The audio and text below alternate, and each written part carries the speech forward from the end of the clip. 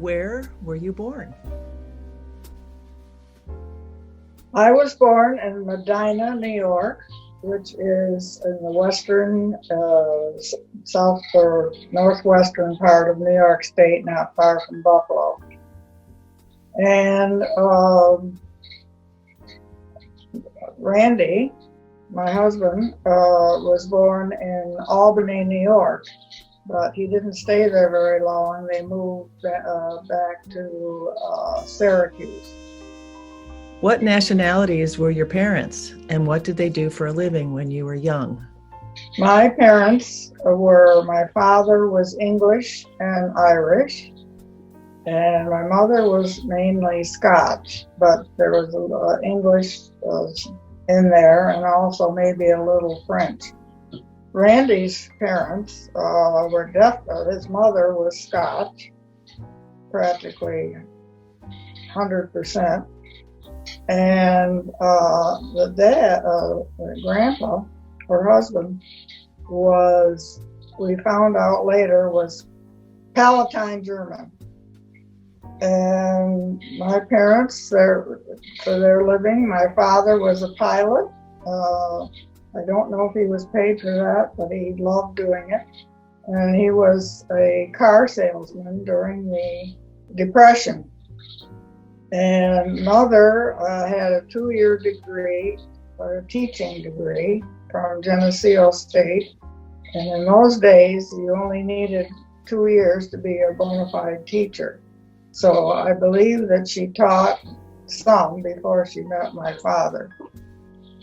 When I was young, Dad was a car salesman, and Mother was a homemaker and par excellence. In fact, she, in order to save the family finances, which were pretty low, she baked cookies, bread, muffins, and sold them. So she was quite a gal. And Randy's parents, his father was a graduate of Syracuse University, and he was, this is an aside, he was called preacher for some reason. Maybe he was very serious, but he also was a chemical salesman or something in the beginning. And then he bought a store, a furniture store in Camillus, New York, which is just outside of Syracuse. And his mother was a department store employee in Syracuse, and she also was a model at one time. She also, this is interesting, played the piano for the silent movies in the theater.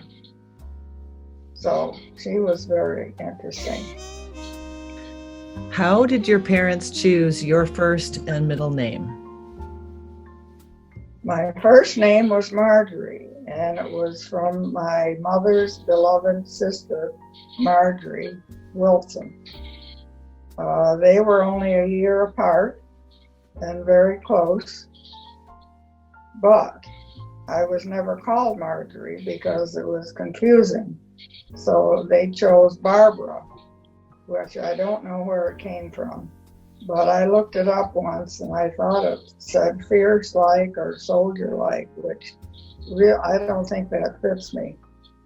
His name was Randall Emmett Shew, and I'm not sure if there was a relative with the name Randall, but I know there was for Emmett because Grandpa Shew's cousin was Emmett Sauer. And there was a long line of ministers. I think there was a minister way back whose name was Emmett Shew. In fact, when the place where he's buried in the Catskills, there's a huge family plot with a large monument that says Shew, and you can trace back We did find it, the Emmett. What was your position in the family, and what were your siblings, what are or were your siblings' names? I was the eldest, and my brother Donnie, or Donald, Harry Martin. Harry was my father's name, and Philip Henry Martin, and Henry was my mother's father's name, or the middle name. And Phil is 4 years younger than me. Dad was a single child, period. What were your early childhood memories of your parents? I remember my father had a wonderful singing voice, and he really wanted to be a professional singer, but his father was a businessman and thought that was ridiculous, and so they were not close at all, because Grandpa Martin was kind of straight-laced and very businesslike and not fun-loving. I remember him as being kind of stern. But my father was just the opposite. He was kind of happy-go-lucky, fun-loving person, and very warm, as I recall, because they tell me that I was closer to my father and my mother. Mother was very loving and supportive of anything I ever wanted to do. And she was strict, however, but not horribly strict. Do you have any other vivid childhood memories? Yes, I have several vivid memories. I remember being in a school in kindergarten and first grade in Edina, and all I can remember about it was that I was a pretty good reader in the first grade, and the teacher kept praising me up, and I didn't like it. I was rather shy, and I just didn't want attention called to me. I also remember I said my mother was strict. I either took a nickel out of her purse or something and bought some candy. And she was very, very upset about that. And so that was a lesson. Don't do that. I remember playing with my brother, Donnie, who was a year younger. And a vivid memory is that we were cutting out things with blunt scissors. And somehow his head moved, because I was shy, but he was absolutely the opposite. Just fun-loving, a little bit hard to handle, according to my mother. In fact, I looked like my father, and he looked like Mother. He had dark hair and dark eyes, and was quite rambunctious. You probably don't know that word, but that's what she used.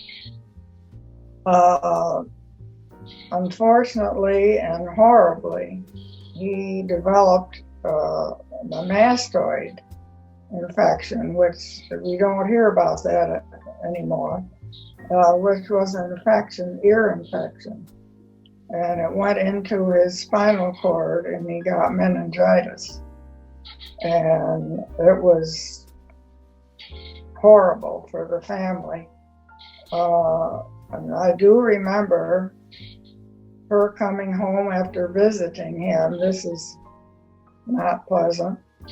And she would say, he can't see me anymore. He can't hear me. It was just his senses deteriorated.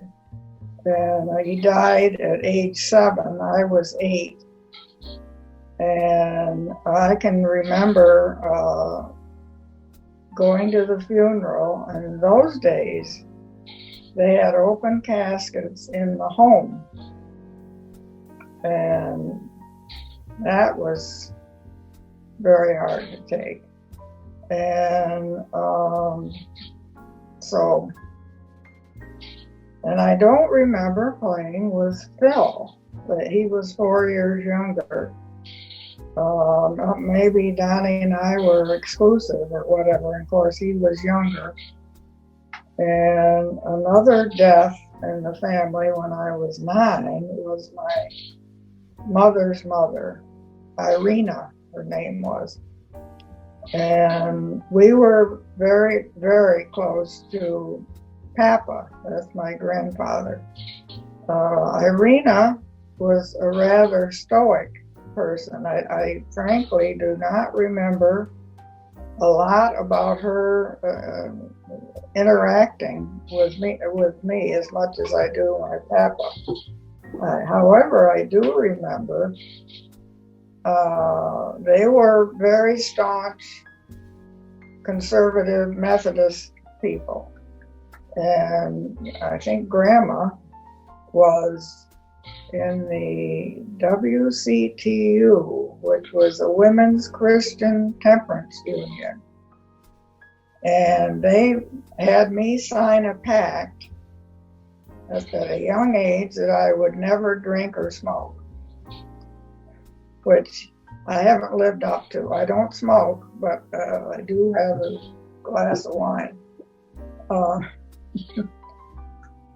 Grandma, unfortunately, developed a stomach aneurysm in her early 60s. And she had remission for a while, but they told her not to lift anything heavy, which would disrupt whatever they had done to help it. And the story was, I didn't see this, that she lifted a kettle of water and it burst. And she died. But my memory is in the big old farmhouse, because we had moved from Medina to Wolcott, New York. And my father was working on their farm, and Mother was a housewife. And on the upstairs bedroom, I remember Grandma was dying. Of course, they didn't tell us that, but we were young. And I remember my cousins and the whole family that were surrounding her bed and saying goodbye to her. That was a vivid memory. In those days, in the farm outside of Wolcott, we used to get these horrendous storms. The snow was just blankets of huge snowbanks. And I developed, they said, pneumonia. And I don't know how they got in touch with the doctor, but maybe by phone. And he had to come out to our house. In those days, doctors made house calls. And he had to come in snowshoes. I'll never forget that. And they also told me that I would only let my father take care of it. Another early memory was a lightning, a really bad storm, when we were still in Medina, because we lived in town when I was in the first grade, kindergarten. In the first grade, we moved to a farm, and my father, I don't know if they bought the farm or what, but during the storm, Dad was in the barn, and I remember my mother being frantic that the lightning was striking. You could see it all over. And she was so frightened that he wouldn't be able to get to the house.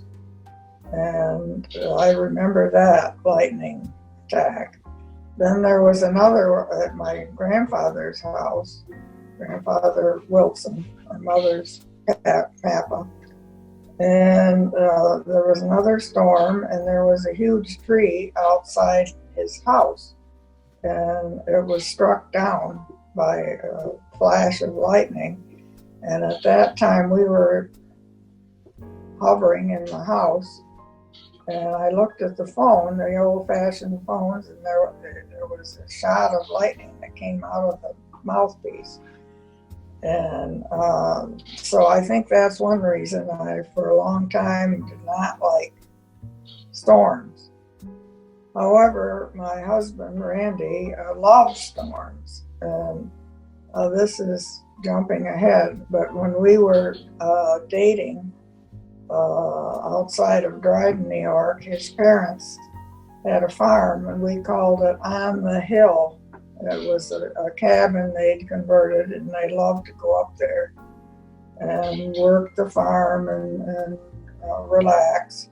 Well, anyway, Randy was working on the roof, and he wanted me to come up there, and there was a storm, and I remembered I was scared to death.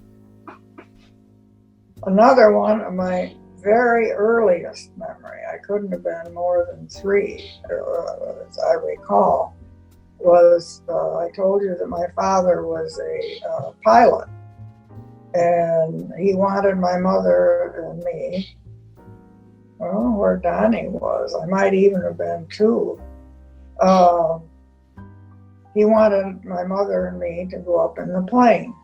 And it was an old-fashioned barnstorming, they used to call it, plane, where the pilot was in the back in the open with his scarf blowing in the breeze. And you've seen those people. He must have been kind of a daredevil. But anyway, we were inside the plane, and to me, it looked like a glass window that I could look down and see the earth, and I was petrified, and so was Mother. So I think that's one of my earliest. What was your personality like as a child? I've been told that I was very quiet and reserved, and did everything I was supposed to. And even to the fact of 16 or 17 months, I hadn't started to walk yet. And they were a little worried about that. Of course, I'm pretty active now. They used to put me outside, that was when we were living on the farm in Medina, on a blanket, and I wouldn't move off it. I just sat there and looked at the trees and so forth. So, and I was fairly shy. But my mother always said when I went to school that changed somewhat. And as far as Randy, I think he was pretty volatile. I don't know if they had to, but I do remember that his parents did not chastise him as much as they probably should have, because he was the only child, and anything he did was wonderful.